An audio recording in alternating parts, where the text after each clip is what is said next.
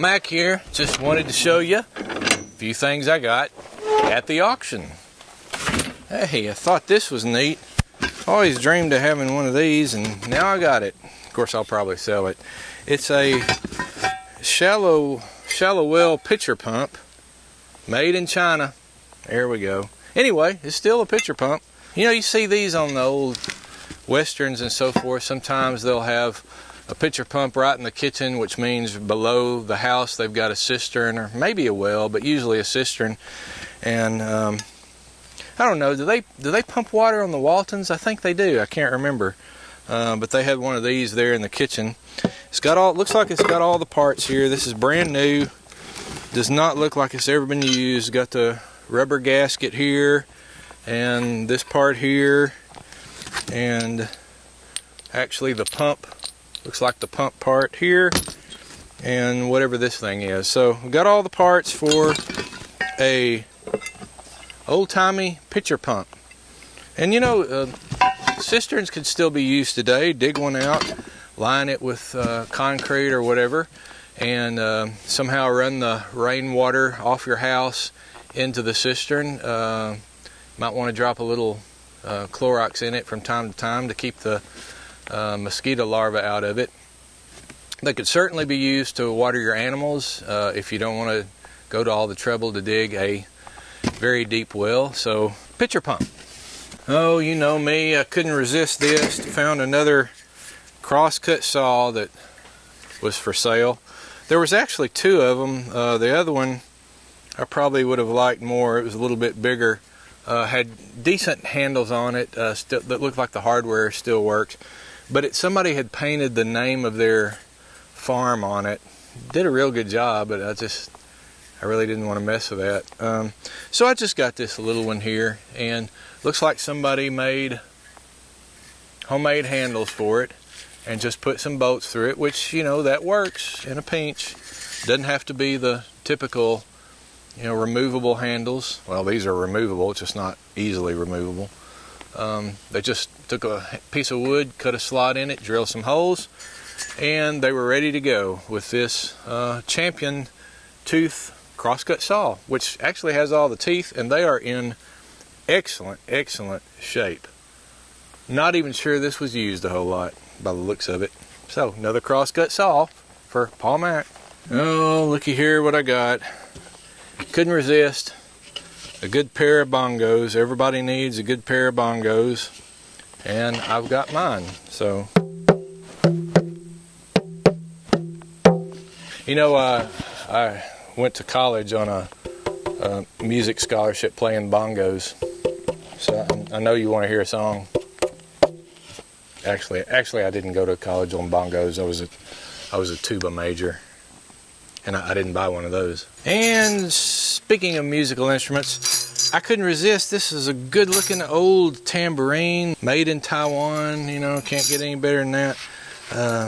Finish is kind of chipping off here and there, which gives it that old-fashioned appearance. I tell you what, this is not your typical Stevie Nicks tambourine. This is more like the old Salvation Army tambourine.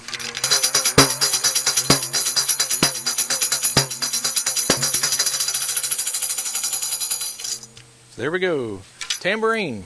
Oh, I got a big old wash tub, but you know, I actually bought this wash tub because I needed something to carry all these tools in. Of course, you know, the wash tub was a good deal, but I bought a whole bunch of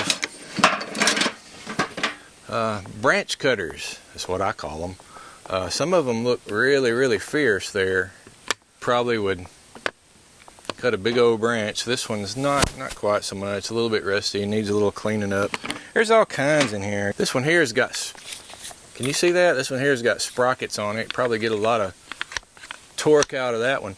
By the way, when you go to sharpen these, which all these look like they need sharpening, make sure to sharpen them only on one side. There's usually one side has a bevel on it, which in this case is this side, and only one bevel on one side. So you don't want to sharpen the inside part of it. You want to sharpen it where the bevel is. Keep that same angle, get it all nice and shiny, and put a nice edge on it again, and then you're in business for cutting branches again. You know, one thing I like using branch cutters for, and you've probably seen on some of the other videos, on especially my video where I was butchering the small hogs or pigs, when I get into where I'm pulling the rib cage off for, you know, smoked ribs or barbecue ribs or whatever, rather than using the bone saw for the smaller hogs, it's very simple to get in under that rib and cut the ribs with branch cutters. You can take the whole side of that one rib cage off. So very useful for butchering hogs, the branch cutter. Here's some hedge trimmers that were thrown in there. You know, when I was growing up, we didn't have hedges. We also didn't have string trimmers. And so I would go around cutting the grass. That was, of course, was my job. It should be every young kid's job. I'd go around cutting the grass, and since we didn't have string trimmers, they weren't even heard of when I was younger. To get the grass around the clothesline, I would usually take the hedge cutters. I don't even know why we had hedge cutters, but I guess it was just to trim the grass around things like fence posts or buildings. And this is what I would use to trim that grass. My grandma, of course, used a sickle. I remember her on her hands and knees in a cotton dress pulling grass and using that sickle to get around before the days of the string trimmer. Anyway, the hedge trimmer and grass cutter, whatever. Here's one that's got an angle on it. So, man, I wish I had that when I was a kid. I wouldn't have had to bend over so much, and Grandma wouldn't have had to go on her knees in the cotton dress either. Here's some bolt cutters. Bolt cutters are real handy to have around, but it looks like these have been ruined because somebody cut a padlock that was a little too strong for it. It looked like took a chip out of that, and I'm not even sure that can be repaired. So that might be scrap metal here. Somebody threw in a hacksaw. They're always good to have. I think I've got several like this, so I'll probably put this one up for sale. Yep. Have another brace. This one looks like it's in. May need to work on that one and get it going again. This video is sponsored by me. My family and I have a little store in Cattle Gap, Arkansas called Gap Mercantile. It's an old-fashioned store. The building was built in 1932, and we've got a lot of things in it that you are going to want to see. We've got antiques like old tools, quilts, hand-stitched quilts, a lot of them, jelly, jam, soda pop, t-shirts, candy. You would not believe the retro candy, things you haven't seen in years. Remember the old Neapolitan coconut bars? We've got them. And also, just lots of souvenirs, and you know what? There's a lot of things hanging in the store. Some of my props and other things that you've seen on the show are actually there in the store for you to look at.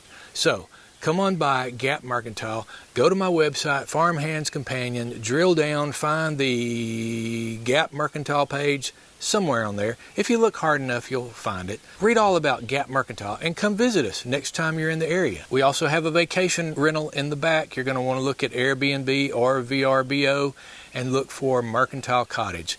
But just go to my website, farmhandscompanion.com, find Gap Mercantile, and then see about Mercantile Cottage. You're going to love reading about it, and you're going to love staying there. So come see us.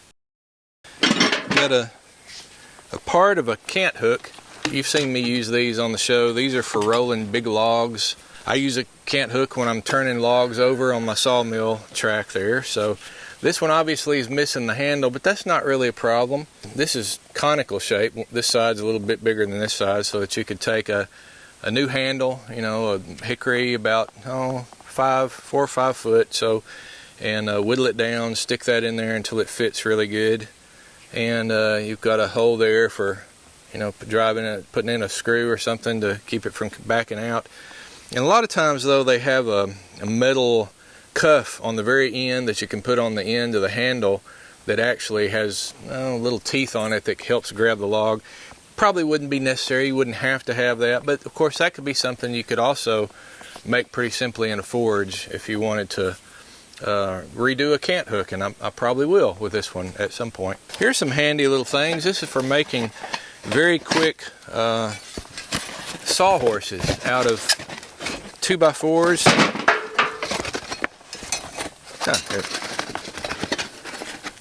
I'll just leave it in there. There's actually 2 of these, and you can see you put your 2x4 in there, and you can drive little sheetrock screws or whatever to kind of hold them in place. And you can put a thinner board, like a 1x, in here, and it clamps down. It's got little teeth there that kind of grip it, clamp down, and they hold that 1x, and so that's your cross piece of your sawhorse, and then you've got your 2x4 legs coming out. So you got 2 of them. You could actually make 1 sawhorse. It's too bad I don't have 2 of these, because usually you need 2 sawhorses. So anyway, that's pretty handy little item. I wonder who invented that. Yeah, it's a good idea. At the auction, I bought several hammers. I don't know. I've got 1, 2, 3, 4, 5, 6, 7, 8, 9, maybe 10, 12 hammers here. There's all kinds. I got a big ball peen, 2 big ball peen hammers with fairly good handles. A small peening hammer for something. That'd be, that would be good for sharpening, drawing out a scythe blade when you're sharpening the Austrian, scythe blades. Got some claw hammers here, nothing noteworthy. Here's another pretty good peening hammer for peening sharp a scythe blade. And got a rubber mallet, very soft mallet just for knocking things in place. And this looks like a lead hammer. This is homemade. It's just got a pipe driven through it. And somebody put a pipe through a form here, maybe another pipe, and then poured lead in it and made them a hammer. If you need a hammer, necessity is the mother of invention, isn't it? It's got a little bitty, man, this is a little bitty claw hammer. It looks like it came out of it's like for a kid or something.